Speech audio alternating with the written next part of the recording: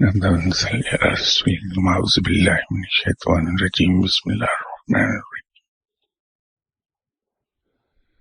علم کی ایک ڈیفینیشن جو زیادہ معتبر ہے وہ یہ ہے کہ علم سے عقل آتی ہے، علم سے فہم و فراست پیدا ہوتی ہے، اور فہم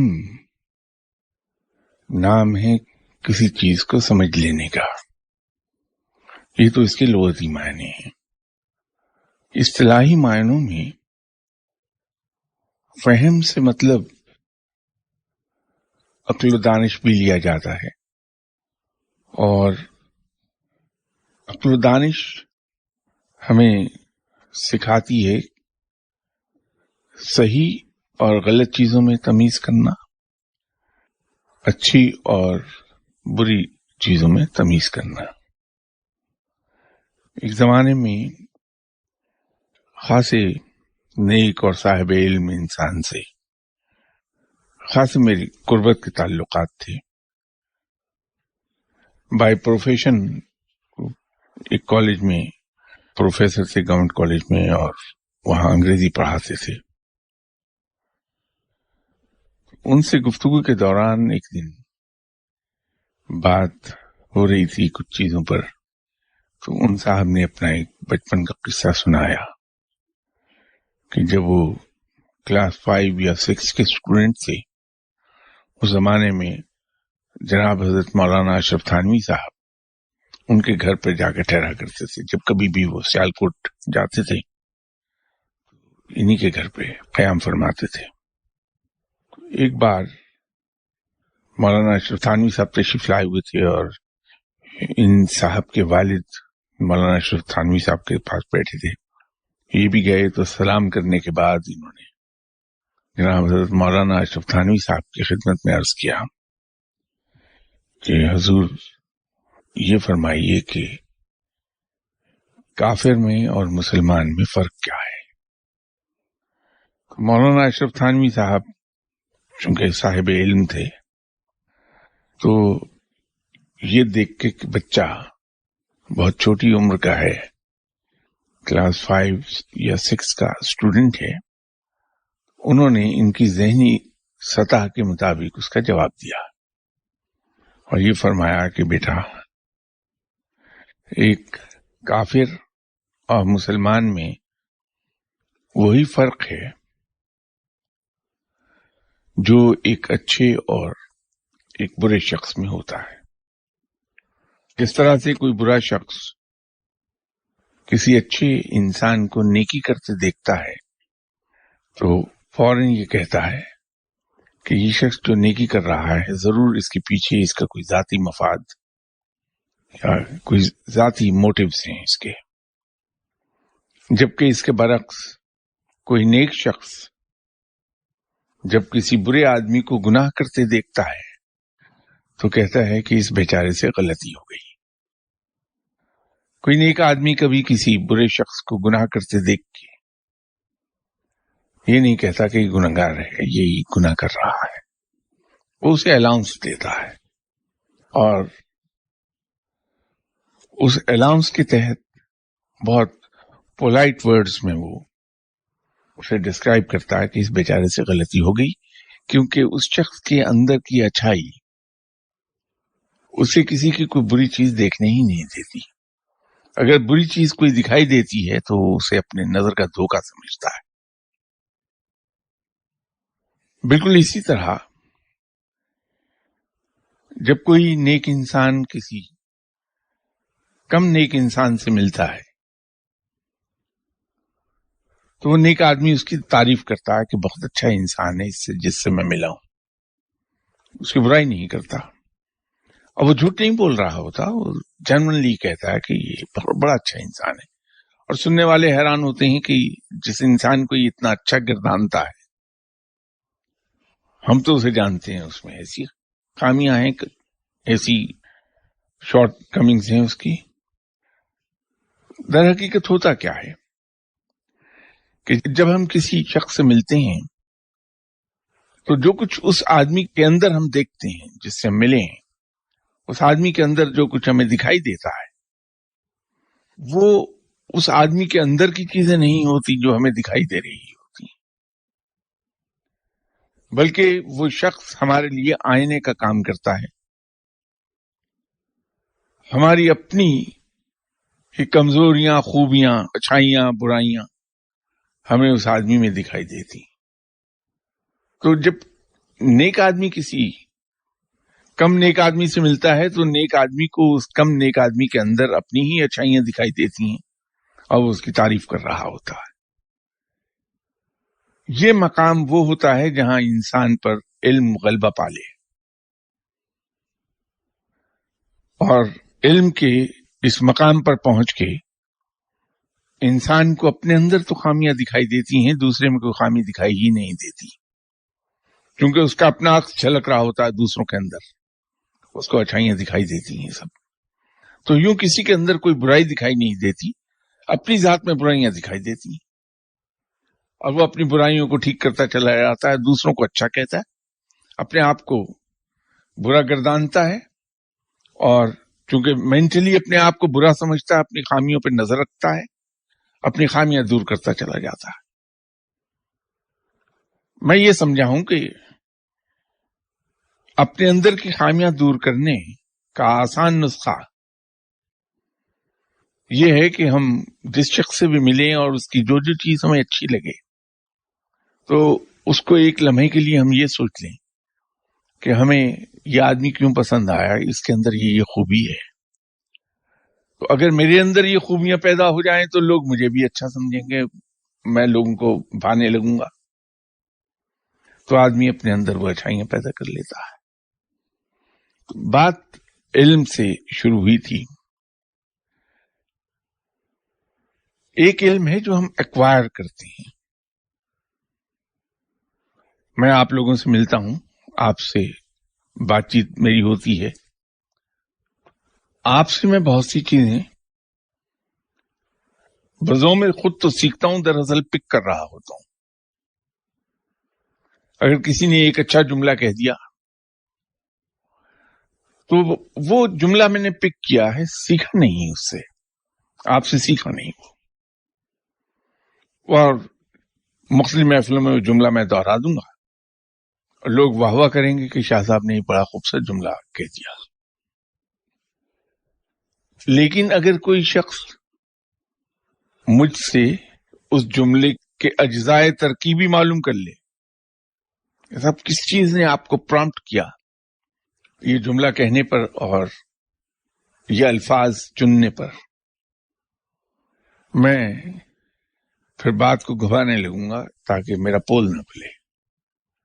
ایکوائرڈ نالج شیلو رہتا ہے، انسان شیلو ہوتا ہے، گہرائی نہیں ہو پاتی اس کی. لیکن اگر کہیں سے علم سیکھ لیا جائے تو انسان میں گہرائی آتی ہے، پھر فہم و فراست پیدا ہوتی ہے. جو علم سیکھنے کی میں بات کر رہا ہوں وہ بالکل ایسا ہے کہ جیسے میں قرآن پاک پڑھتا ہوں، قرآن پاک کی کئی صورتیں مجھے زبانی یاد ہیں، وہ زیر زبر، پیش، کوما، فل سٹاپ، ان ڈیٹیلز کے ساتھ یاد ہیں. اگر میں لکھنے بیٹھوں گا تو بالکل درست لکھوں گا، اس کے اندر کہیں زیر زبر پیش کا کوئی فرق نہیں آئے گا. لیکن وہ سیکھی ہوئی صورتیں نہ تو وہ میں کنسٹرکشن آف سینٹینس کو کہیں اپنے سینٹینسز میں استعمال کر سکتا ہوں، نہ میں اس کے اندر استعمال ہوئے الفاظ کو اپنی مناسب جگہ پر کسی اپنے فقرے کے اندر پلیس کر سکتا ہوں. کیونکہ گفتگو میں اور تحریر میں خوبصورتی دو چیزوں سے پیدا ہوتی ہے، لفظ اپنی صحیح جگہ پر پلیس کیا جائے. میں ایک ایگزامپل دے دوں اردو میں، لفظ ہے ابتدا، اس کے متبادل الفاظ ہیں. اب ہم جب ایک سینٹینس بول رہے ہیں یا لکھ رہے ہیں تو اگر موقع محل کی نسبت کے ساتھ صحیح کانٹیکسٹ کے اندر، صحیح بیک گراؤنڈ کے ساتھ، ہر جگہ اگر ہم لفظ ابتدا لکھیں تو کئی مقامات پر وہ غلط ہو جائے گا. ہو سکتا ہے کہ کہیں شروع لفظ مجھے استعمال کرنا پڑے تو فقرے کی خوبصورتی بڑھ جائے گی. اگر میرے پاس ایکوائرڈ نالج ہے تو میں وہ خوبصورتی پیدا نہیں کر سکتا. تو کسی بھی گفتگو یا تحریر کی خوبصورتی الفاظ کے صحیح استعمال صحیح مقام پر اس میں ہوتی ہے اور کنسٹرکشن آف سینٹینس میں ہوتی ہے. اب اس کو اردو میں شاید ایکسپلین نہیں کر پا رہا کہ کنسٹرکشن آف سینٹینس سے میری مراد کیا ہے. ایک کنسٹرکشن آف سینٹینس ہے کہ اسے گرامیٹیکلی درست ہونا چاہیے، گرامر کے لحاظ سے، گرامر کی روح سے اس فقرے کی ساخت درست ہو. جہاں پر ورب آنا ہے وہاں ورب آئے، جہاں ایڈورب آنا ہے وہاں ایڈورب آئے، جہاں مجھے ناؤن یوز کرنا ہے، کامن ناؤن یوز کرنا ہے، میں وہاں کامن ناؤن یوز کروں. اور ان کی ترتیب کیا ہو وہ بھی گرامر کے لحاظ سے درست ہونی چاہیے. اب یہ جو کنسٹرکشن آف سینٹینس کی بات کر رہا ہوں، اگر میں آپ سے یہ کہوں کہ میں وہاں گیا تھا، اب اسی فقرے کو میں اس طرح بھی کر سکتا ہوں کہ میں گیا تھا وہاں. اب دونوں کی ووکل بیوٹی دیکھیے، صوتی خوبصورتی اس کی. تو تحریر اور گفتگو کے اندر جو ہم الفاظ استعمال کرتے ہیں وہ اس کی خوبصورتی پر اثر انداز ہو جاتے ہیں، یا بڑھا دیں گے یا گھٹا دیں گے. اسی طرح ہر لفظ کی ایک ووکل بیوٹی ہے، جب ہم اسے ادا کرتے ہیں تو خوبصورت لگتا ہے. اگر انسان تحریر کر رہا ہے کوئی ایسی چیز جس کو کسی نے پڑھنا ہے بآواز بلند، تو اس کے اندر الفاظ کی ووکل بیوٹی پر زور دینا ہوگا، اس کے ادائیگی کے اندر خوبصورتی پیدا ہو جائے، وہ آواز کانوں کو بھلی لگے. تو جب ہم کسی علم کو سمجھ کے سیکھتے ہیں، اسے سمجھتے ہیں اور سیکھتے ہیں،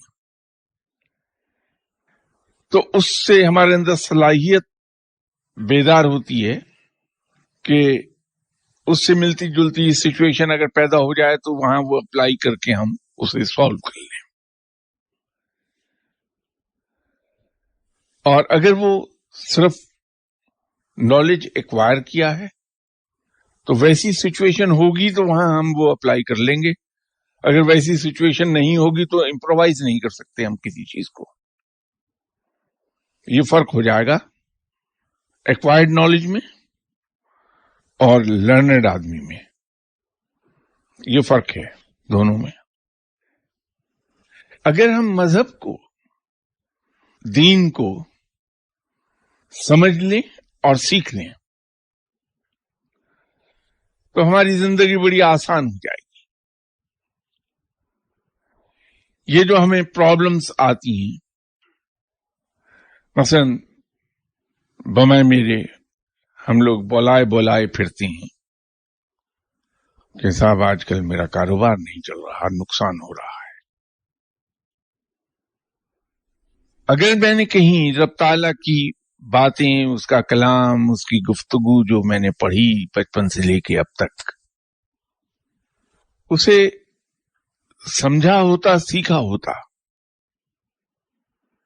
تو یہ چیز مجھے پریشانی نہیں کرتی کہ میرا کاروبار آج کل نہیں چل رہا.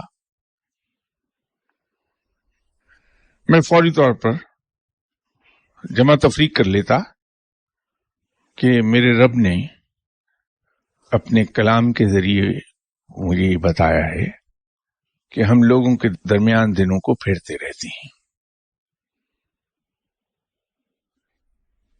تو انسان پر اچھے دن بھی آتے ہیں، برے دن بھی آتے ہیں. تو جن دنوں میں تھوڑی سی محنت کے ساتھ بہت منافع کما رہا تھا، بہت آمدنی تھی، تو میں اللہ کے فرمان کے مطابق اس وقت جو دن پھر رہے تھے وہ مجھ پر اچھے دن آئے ہوئے تھے.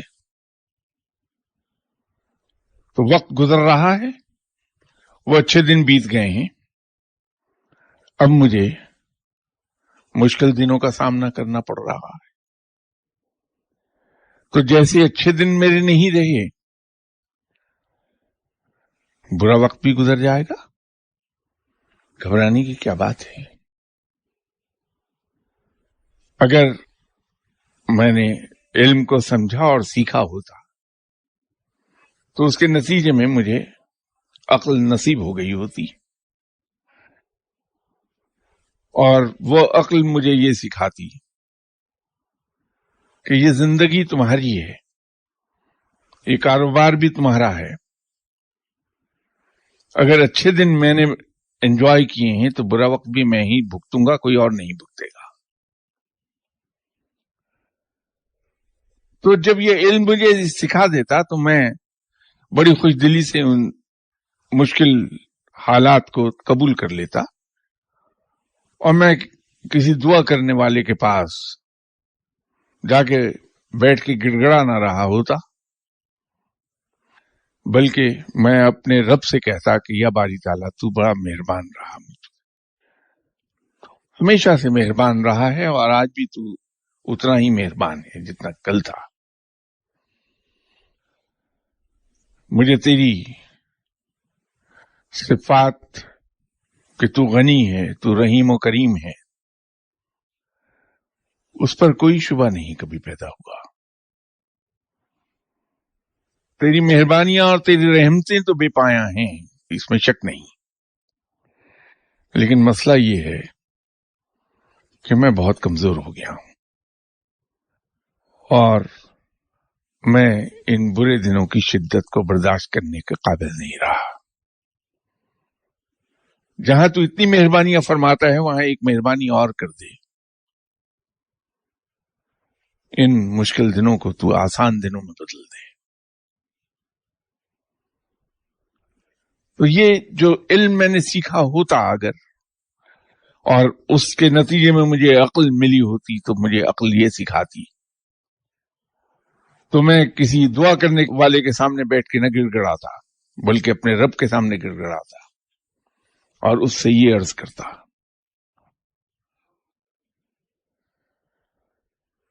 اگر کوئی بچہ میرا نافرمان ہے، میری بات نہیں مان رہا، تو میری عقل یہ سکھا دے گی کہ میرے رب نے تو مجھے یہ کہا تھا کہ تم اپنے بچے کی تعلیم و تربیت، دونوں باتیں، تعلیم بھی اور تربیت بھی، دستیاب وسائل کے مطابق بہترین کرو.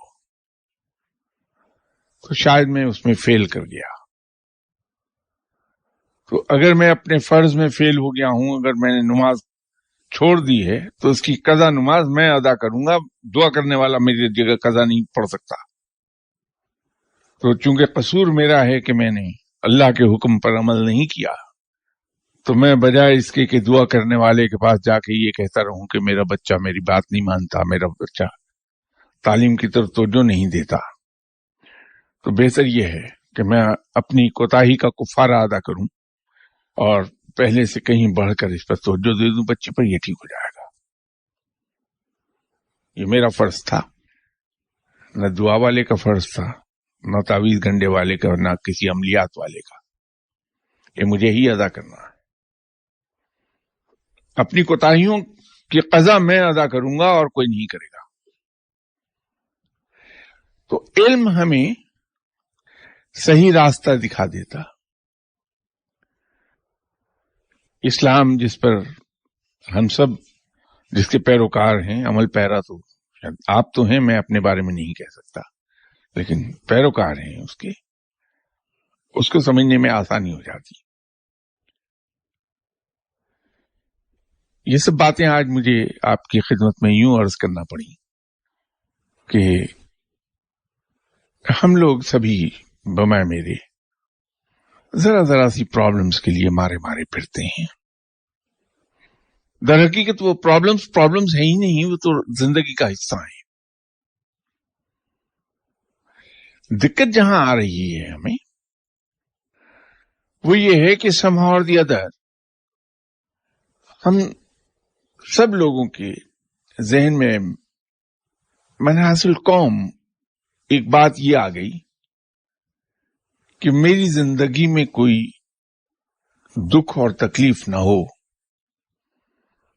سکھ میرے اور دکھ لوگوں کے ہونے چاہیے. ہم میں سے ہر شخص اس میں ہے. ہم اس ایک حقیقت کو جو یونیورس حقیقت ہے، جس کو ہم یونیورسل ٹروتھ کہتے ہیں، وہ یہ ہے کہ زندگی ہی نہیں ہے جس میں دکھ اور سکھ ساتھ ساتھ نہ چلیں، خوشحالی اور تندرستی ساتھ ساتھ نہ جائے، بیماری اور تندرستی ساتھ ساتھ نہ ہو. زندگی نام ہی ان چیزوں کا ہے، اس لیے کہ یہ چیزیں ہمیں تگدو، جستجو اور محنت کرواتی ہیں ہم سے. یہ چیزیں جس دن ہماری زندگی سے جستجو نکل گئی، ہم زندہ لوگوں میں شمار ہی نہیں ہوں گے. اور جب تک جستجو رہے گی زندگی میں، ہم جدوجہد کریں گے، اور جدوجہد کرنے والا انسان زندہ ہوتا ہے. یہ ہم سے ایک معلوم نہیں کہاں یہ موڑ آیا ہمارے یہاں کہ ہم منحاص القوم ذہنی طور پر اس طرف کو چلے گئے کہ ہماری زندگی میں کہیں کوئی ہلکا سا دکھ بھی نہیں آنا چاہیے. اور پھر somehow or the other یہ تو ہمیں یاد رہ گیا کہ محمد بن قاسم ہمارے اسلاف میں سے تھا. محمود غزنوی، شہاب الدین غوری، موسیٰ بن نصیر، خالد بن ولید، یہ سب ہمارے اسلاف ہیں. یہ تو ہمیں یاد رہ گیا. عمر بن عاص کی عمر رسیدہ ہونے کے باوجود ان کی دلیری اور ان کی بلندی اور ان کی عظمت ہمیں یاد ہے، اور اسے ہم اون کرتے ہیں کہ ہمارے اسلاف میں سے تھے. لیکن اس کا ایک پہلو ہماری نظر سے اوجھل ہو گیا.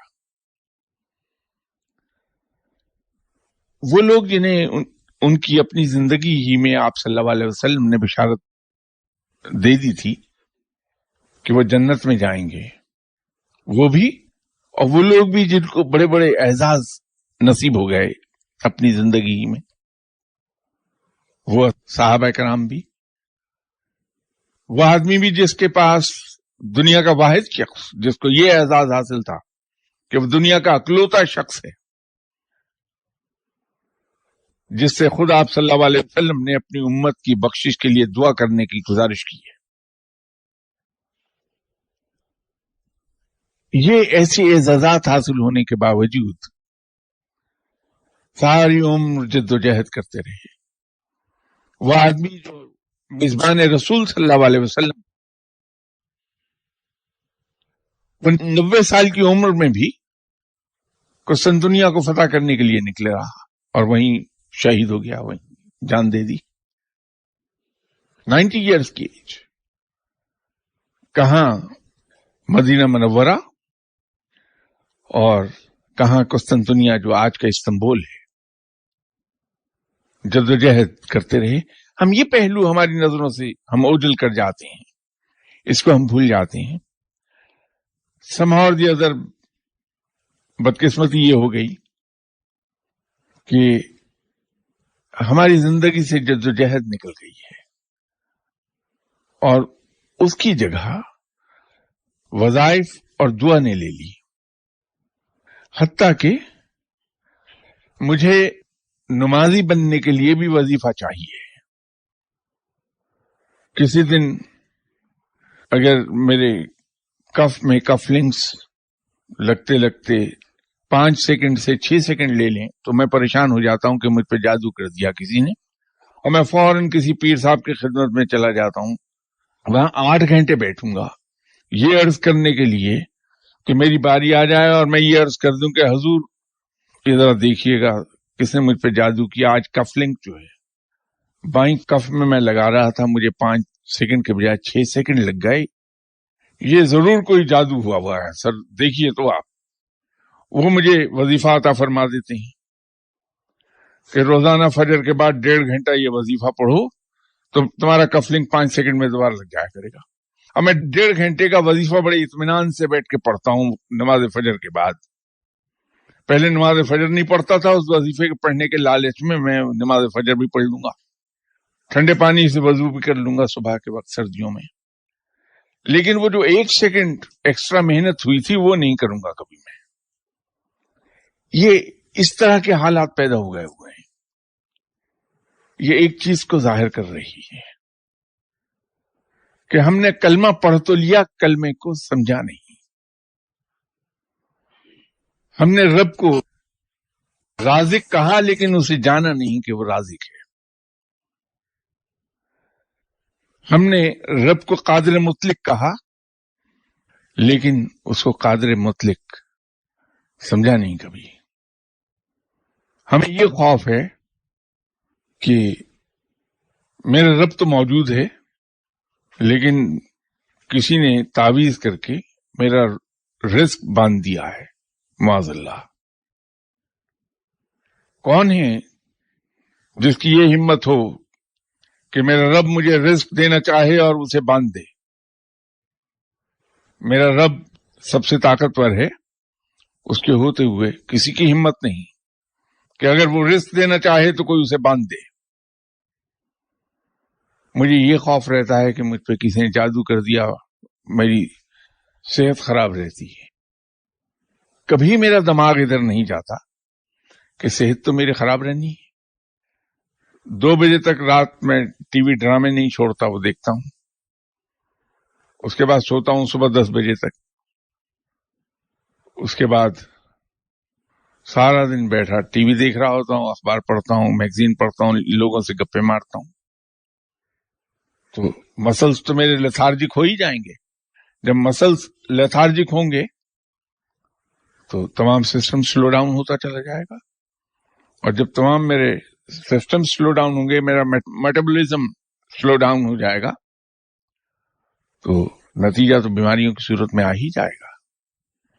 لیکن مجھ کو یہ رہتا ہے کہ مجھ پہ کسی نے جادو کر دیا. اگر میرا رب مجھے صحت دے تو جادو کی کیا مجال ہے کہ اس صحت کو بیماری میں بدل دے. میرا رب ہر چیز پر قادر ہے. اب یہ بات میں بڑے زور شور سے آپ سے عرض کر رہا ہوں، لیکن ابھی یہاں یہ پین میرے ہاتھ میں ہے، اس کا پلاسٹک کا ٹکڑا ٹوٹ کے میری انگلی میں لگ جائے تو آپ یقین کیجیے یہاں سے سیدھا میں کسی پیر صاحب کے پاس جاؤں گا. یہ عرض کرنے کے ساتھ دیکھیے تو صحیح پین تھا، ٹوٹ گیا اور یہ میری انگلی زخمی کر دی تو کچھ جادو ہو گیا میرے اوپر. ایسے ہی چھوٹے چھوٹے مسائل آتی ہیں اور انسان کو دکھ ہوتا ہے کہ میرے مسلمان بھائی ہیں، ان کے ایمان اتنے کمزور کیوں ہیں؟ رب کو چھوڑ کے رب کے محتاج بندوں کے پاس، سب بندے جتنے ہیں، پوری مخلوق، پوری کائنات کے اندر بسنے والی مخلوق، سب ہمارے رب کی محتاج ہے. سب اسی کو حکم کے پابند ہیں، کوئی اس کے حکم سے باہر نہیں ہے. ہم کسی بھی آدمی کے پاس جائیں، خواہ وہ کسی مقام پر فائز ہو، وہ اللہ کے حکم سے باہر نہیں ہے. وہ اسی رب کا محتاج ہے جس رب کے ہمیں بندے.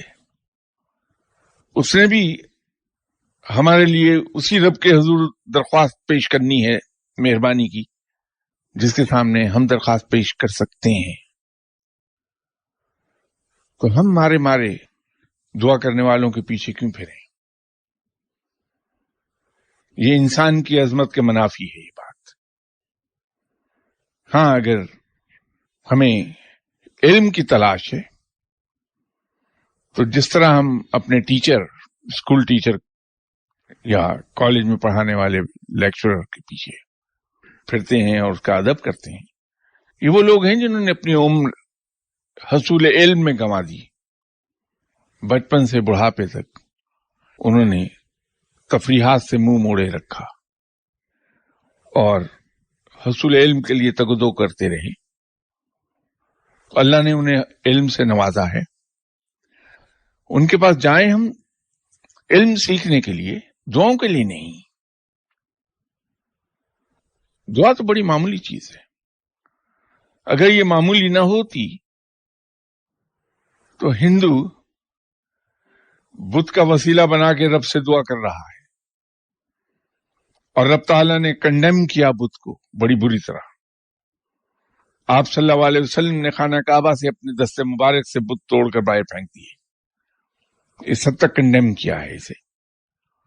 तो दुआ कभी कबूली ना हो। एथिस्ट हजरात जो रब को मानते ही नहीं कि रब का कोई वजूद भी है, रब उनके भी काम करता ही रहता है। ये तो ऐसी चीजें हैं जो मुसलमान के अलावा बाकी सबको भी हासिल है। करामात साधु को भी हासिल है, बुद्ध वालों को भी हासिल है। ये बख्शू जो हैं उनमें करामात होती हैं बहुत सी। यहूदियों के यहां बहुत ज्यादा है, ईसाइयों में करामात हैं। वो और बात है कि नॉन मुस्लिम्स के केस में उन करामात को इस्तदराज कहा जाता है। तो ये क्या बात है? करामात अगर कोई सबूत है इस बात का, किसी की नेकी का, बड़ाई का, तो सबके पास है। फिर जो साधु तिब्बत के जंगलात में बैठा है उसको भी वली अल्लाह मानते हैं हम, जाके मान के उसके सामने हम जाके बैठना शुरू कर दें। फिर बात तो इल्म की है कि वो इल्म जो किसी शख्स को सही और गलत में तमीज सिखा दे। आसान लफ्जों में हम ये कह सकते हैं कि इल्म जो हमें यह सिखा सके कि what is what and who is who, वो सीखें। उन लोगों के पास जाके बैठिए। मुझे भी वहां बैठना चाहिए, लेकिन मैं तो दुनियावी इल्म भी हासिल ना कर सका, तो ये रूहानी इल्म तो बहुत ही दूर की बात है, वो कहां से हासिल करूंगा। क्लास 2 में टीचर ने उर्दू का एक लफ्ज सही प्रोनाउंस न करने पे पिटाई की, उस दिन से भाग गया स्कूल, दोबारा गए ही नहीं। क्लास 2 से भागा हुआ आज तक।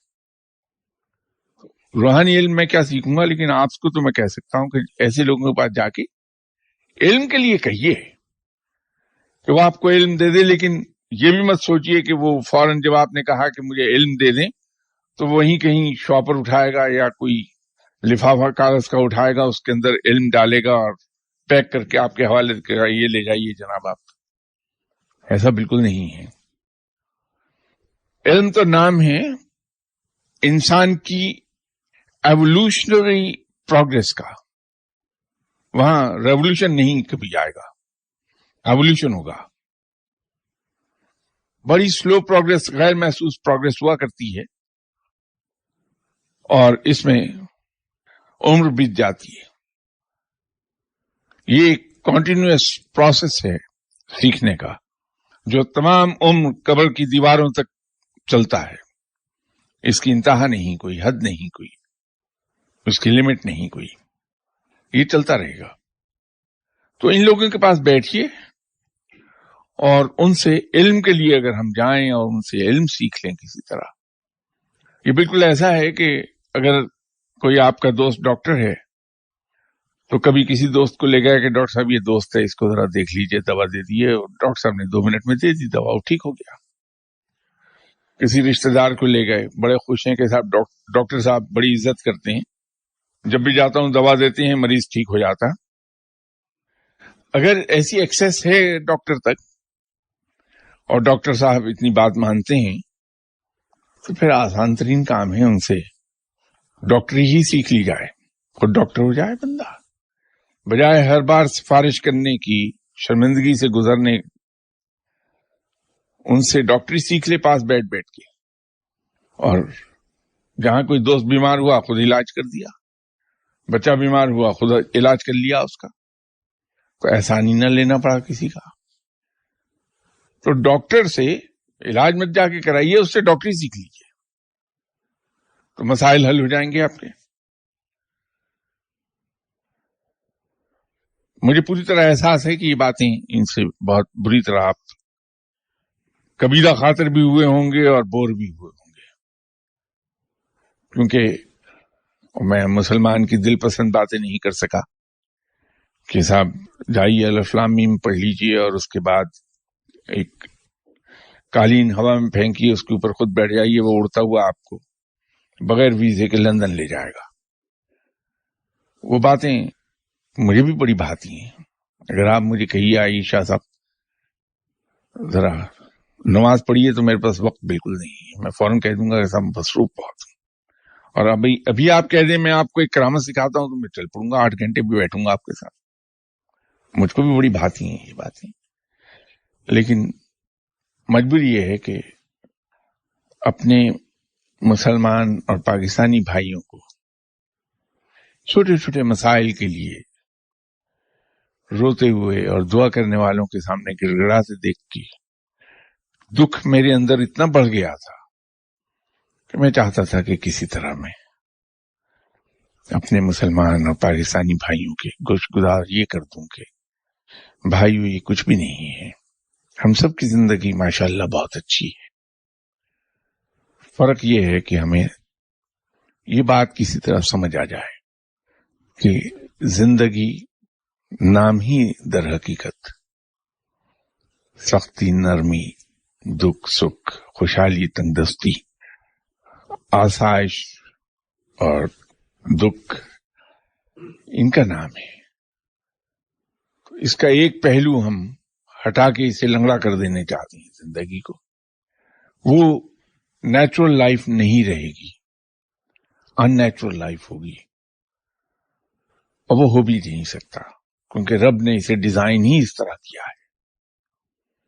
تو جب وہ زندگی کا حصہ ہیں دکھ، تکالیف، کامیابی اور ناکامی، تو ہم جس طرح کامیابیوں کو بڑی خوش دلی سے اپناتے ہیں، اس کو اون کرتے ہیں، تو اتنی ہی خوش دل سے ناکامیوں کو بھی گلے سے لگانا سیکھ لیں۔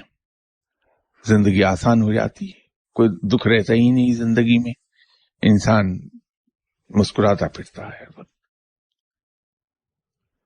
وہ دکھ بہت بڑھ گیا تھا، اس وجہ سے آج میں نے یہ گزارش کر دی، اور جس قدر آپ لوگوں کے لیے میں آج بوریت کا باعث بنا اس کے لیے میں آپ سے معافی چاہتا ہوں۔